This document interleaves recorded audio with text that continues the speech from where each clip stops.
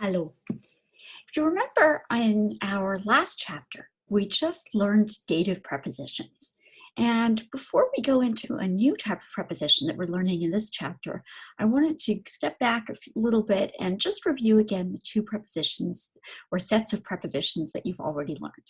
Again, prepositions come before your noun, and these prepositions in German automatically trigger a certain case. So regardless of where or what element in the sentence the noun would usually be, or the pronoun, as soon as I see one of these prepositions, it kicks it into a new case. And the first ones you learned were your accusative prepositions. And there were two ways you could remember them. One of them was like dog foo, if you just want to think of your first letters. But another way to remember them was if you list them all alphabetically, you can actually sing them to London Bridge is Falling Down. So if you look up your tune for London Bridge is Falling Down, you can sing your durch, für, gegen, ohne, Durch, through, für, for, gegen, against, or around when you're talking about time. So I'll meet you around 4 p.m. versus it's also around or at when it comes to time. So unsere Klasse beginnt 18 Uhr. So gegen, around, at a specific time, or also around if you're talking about location physically. And lastly, ohne, without. So ich gehe ohne meinen Freunden ins Kino. I'm going to the movies without my friends. And your next list, this is the one that we just covered in the past chapter, were your dative prepositions. So these were the prepositions that automatically triggered the dative case. And it was a slightly longer list, which is why we mentioned that the easiest way to memorize them is to sing them to the Blue Danube Waltz. And so this alphabetical list, the way they're listed right here, makes them really easy to sing to the Blue Danube Waltz. So we have aus, außer, bei, mit, nach, seit, von, and zu. Aus, out of or from, außer, except for, by, for or at the home of, or also near, mit, with or by, nach, after and to, seit, since or for, von, from, of or about, and lastly, zu, to, for or with. Again, prepositions are the one set of words in German where one word does actually have multiple meanings. So you do have to be a little bit careful, and partially these are also something as you get more used to using the prepositions, you'll start remembering kind of when to use which one. But again, the Blue Danube Waltz is a great way of singing those dative prepositions, aus, außer, bei, mit, nach, seit, von, zu. And with that out of the way, we're going to move into a brand new set of prepositions, the two-case prepositions. And two-case prepositions are exactly that. So they can go two ways. They can either go towards the accusative or they can go to the dative. And so there are 9 of these in German. We have, and all of them can either be accusative or dative, depending on whether they answer that question that we reviewed in the very first video lesson. So if they fit with destination, the wohin, they're going to be accusative. So accusative goes with movement, with destination. Whereas if you're talking about location, wo, that's going to be the dative. So again, accusative, the active movement towards, dative, the passive or non-movement oriented wo location.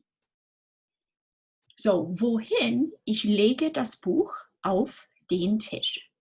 Auf could go either way, but because I'm laying the book somewhere, it's den Tisch, masculine, accusative, den. I put or lay the book on the table. Versus, wo ist das Buch? Das Buch liegt auf dem Tisch. The book is lying on the table. So again, this is locational. You still have auf, but because the book is lying on the table, location, it's masculine dative, dem Tisch, auf dem Tisch. And these two-way prepositions, again, the list we have an, which can mean on a vertical surface, or it can also mean to or at. Auf on a horizontal surface, to or at. So on, again, vertical surface, a poster that's hanging on the wall, versus auf, horizontal surface, a soda that's standing on the table. Hinter, behind. In, into, or to. Neben, next to or beside. Über, above or over. Unter, under or below.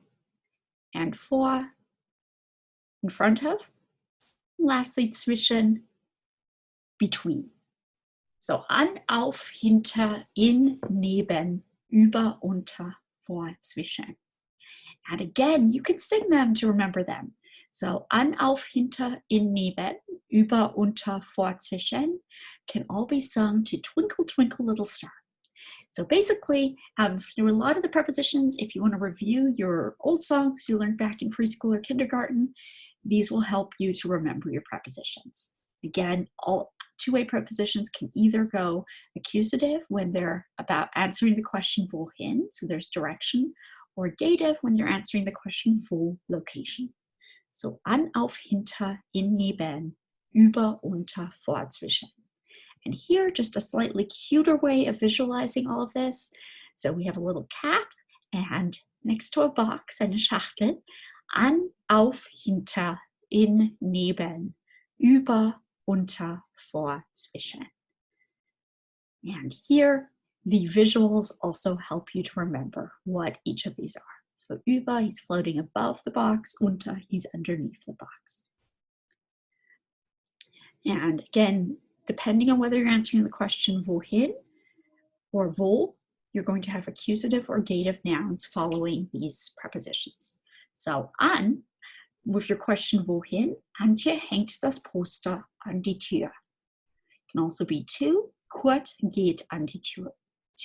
Kurt goes to the door. Or if you're saying the fixed location, so das Poster hängt an der Tür. The poster is hanging on the wall, on the door. And at, Kurt steht an der Tür. Kurt is standing by the door. Auf, Antje legt das Buch auf den Tisch. She lays the book onto the table. Das Buch liegt auf dem Tisch. The book is lying on the table.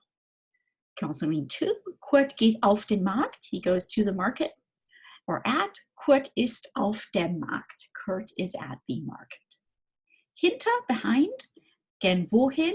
Die Kinder laufen hinter das Haus. The children run behind the house. Directional, accusative. Die Kinder sind hinter dem Haus. The children are behind the house. Locational, dative. In, Kurt geht in die Küche. He's going into the kitchen. Wohin?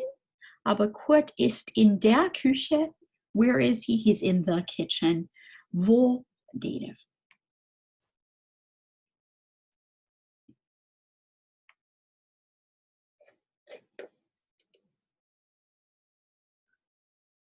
Just getting the screen to again